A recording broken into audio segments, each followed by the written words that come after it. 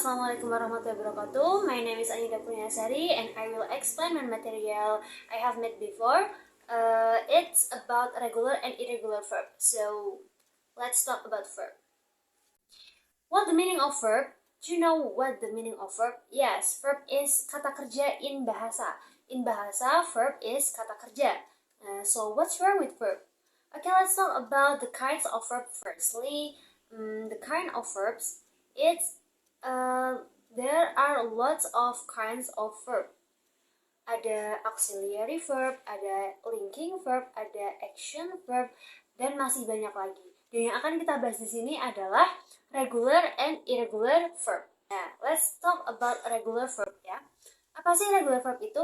Ya, regular verb itu adalah salah satu bagian dari kata kerja. Nah, apa itu?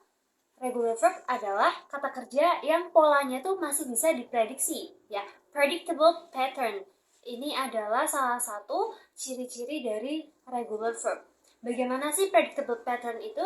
Predictable pattern itu polanya bisa diprediksi. Contohnya, kayak misalnya di bahasa Inggris itu ada walk.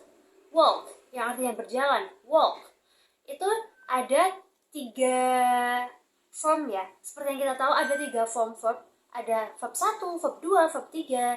Dan ini kalau itu adalah termasuk regular verb, itu polanya bisa diprediksi. Seperti halnya yang pertama ini ada walk. Di verb 1 ada walk, kemudian verb 2-nya walk. Walk, walk. Bagian belakangnya itu akan ketambahan ed. Dan itu juga akan terjadi di verb yang ketiga. Jadi ada walk, walk, and walk. Nah, ini adalah salah satu contoh daripada regular verb. Polanya akan terbaca. Biasanya belakangnya akan ditambahan ed atau d saja. Seperti itu. Nah, lanjut yang kedua yaitu ada irregular verb. Apa sih irregular verb itu?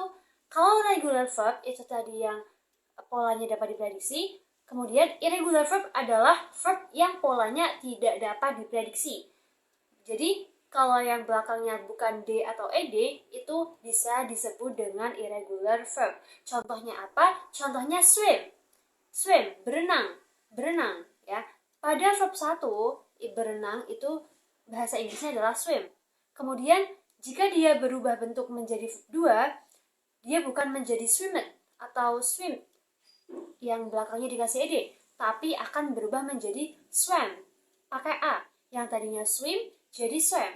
And then in the verb 3-nya, ya, kalau dia berubah jadi verb 3-nya, dia bakal jadi swam.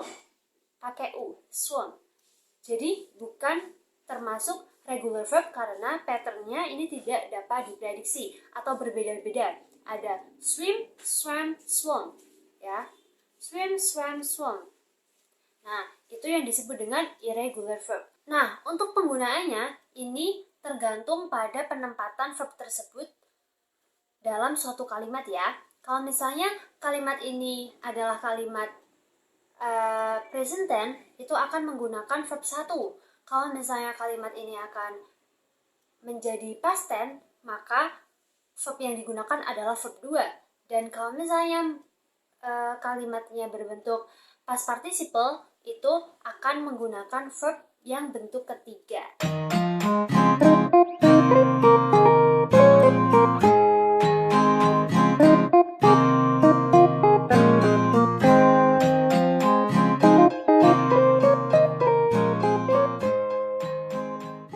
Baik, mungkin itu saja yang bisa saya sampaikan tentang regular dan irregular verb.